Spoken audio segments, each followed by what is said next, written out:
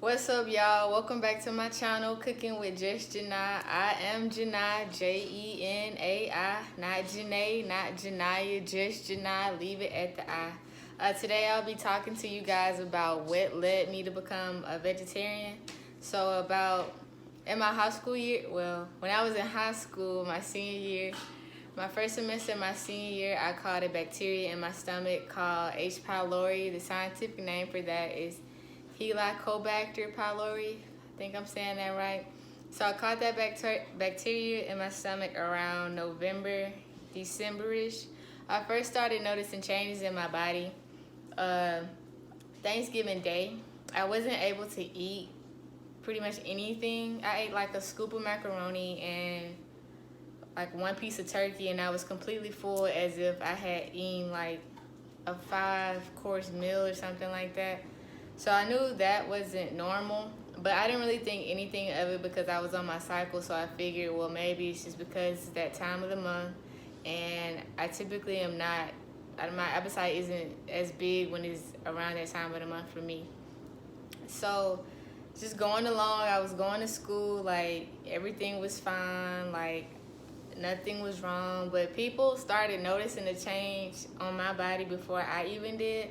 A lot of people kept telling me that I was losing a lot of weight, like a unusual amount of weight, but I really didn't see it at first. But once I did catch on to my body and how it was changing, I told my mom. And at first, the response was, "Oh, it's just baby fat, shedding off." And in my mind, I'm like, this ain't no baby fat. Like, I'm basically grown. My senior year in high school, you're talking about a baby fat. It's a little too late for that. So, I just had to keep going on with my daily life, my daily routine. So, it wasn't until December when I went prom dress shopping, that my mom noticed the change and that it was a drastic change, because when we was in the dress parlor, she was like, oh yeah, she needs a size 12. So the lady brought back a size 12 and it was completely too big. I had dropped from a size 12 to a size 6 within a month. So I had lost like a ton of weight, but I guess she didn't really notice a change, and I didn't really notice a change because I was wearing like baggy clothes. I was wearing like big hoodies and stuff like that. So like you could not really see my body and how it was changing. So after almost a week after, she sent me to the doctor and they began to run all types of tests on me. It was a hard time. So I had uh I had EKGs ran, all types of crazy stuff ran, blood work done, everything was coming back normal. They couldn't find anything.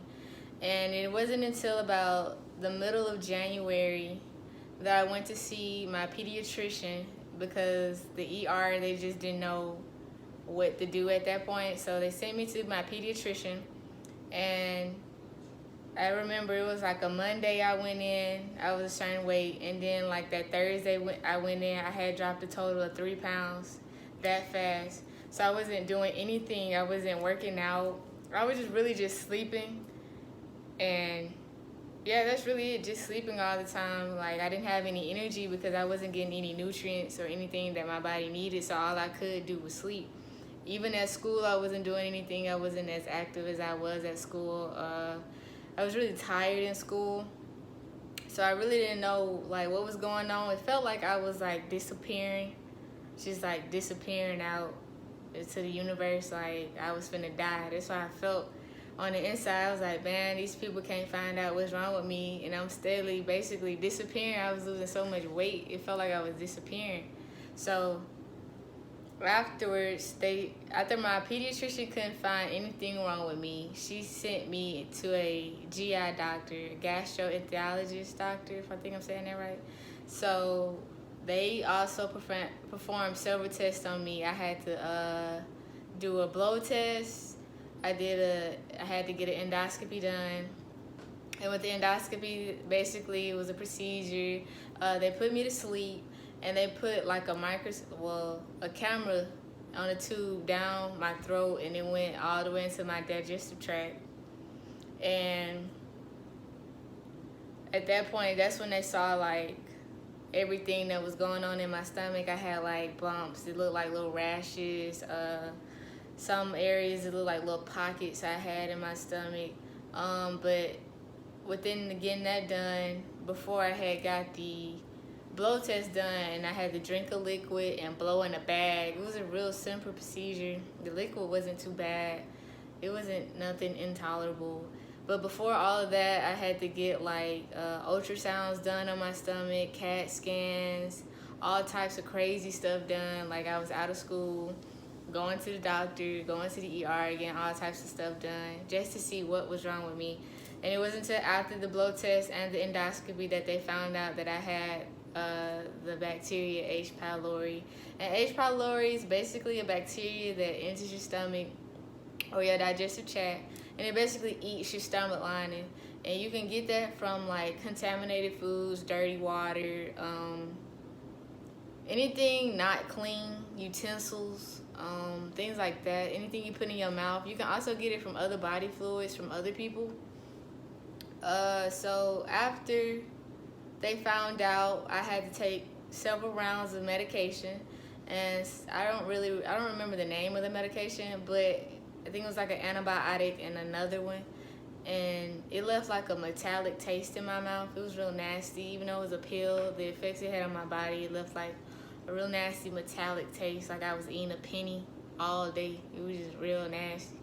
So after that, after the bacteria cleared up, I thought everything was fine with me and that I could just go back to eating how I wanted to eat. So I basically did that. I was eating anything I wanted to eat, just because like for so long, for about 3 months, I couldn't eat anything. I was just sleeping all day, drinking protein shakes like the Ensure to get some type of protein in my body.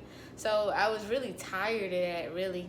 So I was like, man, I'm finna go back and eat what I want to eat. So that's what I did, not realizing the effects it had left on me were long-term effects. So about a year afterwards, well, not a year, a couple of months afterwards, one day I just couldn't eat anything like meat related. Whenever I would try to eat meat, I got really, really sick. Like I thought I had food poisoning.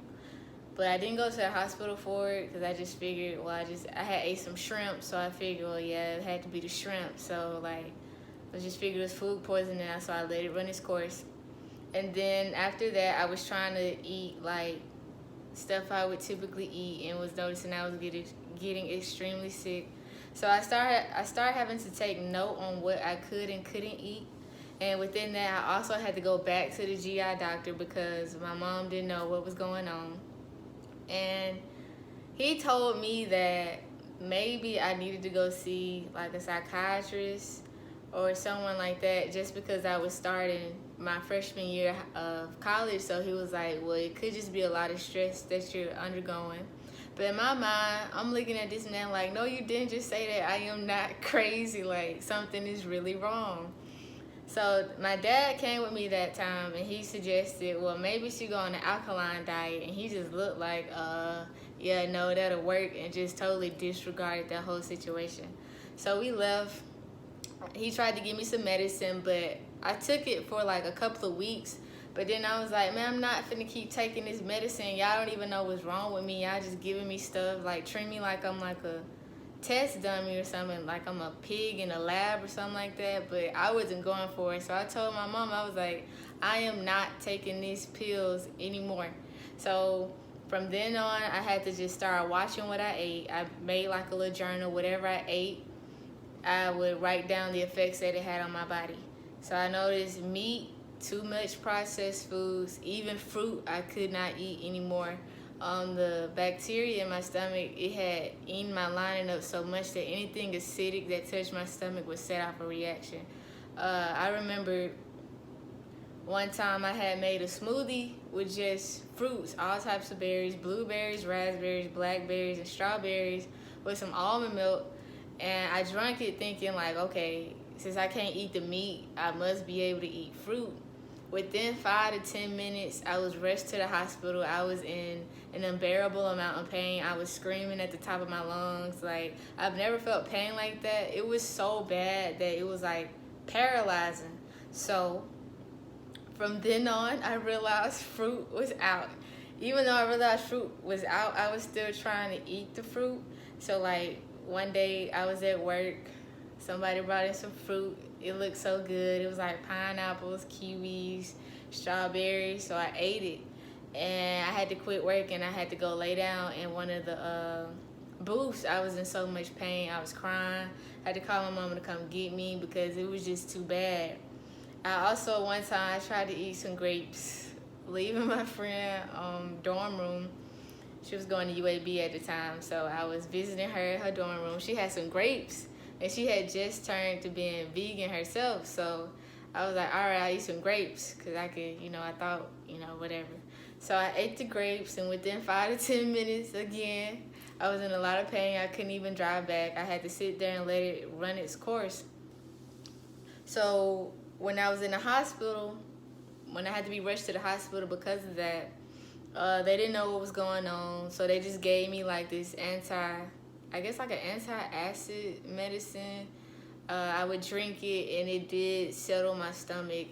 They was figuring that it was just like a buildup of acid reflux or whatever, and they thought it was stomach ulcers, but they didn't see any stomach ulcers within the tests that they were running. So from that day forward, I was just like, yeah, no more fruit, that's out. No more meat, that's out. Too much processed foods, that is out. But honestly, at first I was really sad because I was like, what am I going to eat now? Like, I basically can't have anything. So I had to do my own research, find out what I could and could not eat. Basically, test my body to its limits to see like what was tolerable and what was intolerable. So from then on, that's when I discovered I had a passion for cooking and that I had a passion for health. Because just going through all of that, what it did to my mental state, like, it just made me feel very depressed, very down. At the same time, it made me want to do better for myself.